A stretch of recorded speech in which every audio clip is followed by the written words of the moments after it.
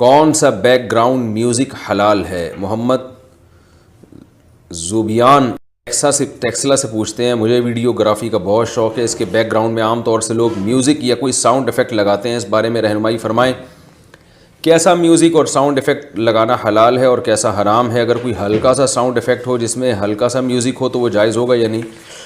एक म्यूज़िक तो वो होता है जो गाने बजाने में धूम धड़के में हो रहा है, वो तो बिल्कुल ही नाजायज़ है। एक म्यूज़िक आजकल बैकग्राउंड में चलाया जाता है हल्का हल्का सा ना, जैसे कोई रोने वाला है तो रोने वाला, कोई रोने वाला बयान चल रहा है तो रोने वाला लगा दिया पीछे। तो इस टाइप का म्यूज़िक जो है, ये बाज़ उलमा कहते हैं कि इसमें कोई हरज नहीं है और बाज़ कहते हैं कि ये भी गलत है। तो जो है, अब ये आपने जो पूछा है कि साउंड इफ़ेक्ट कौन सा वाला, तो भाई अब साउंड इफ़ेक्ट की कोई डेफिनेशन तो नहीं होती। बस ऐसा म्यूज़िक जो गाने बजाने का जैसा होता है, जिसमें ढोल ढमाका होता है, तो बिल्कुल ही नाजायज़ है। तो ऐसा कोई साउंड इफ़ेक्ट लगाना भी जायज़ नहीं है।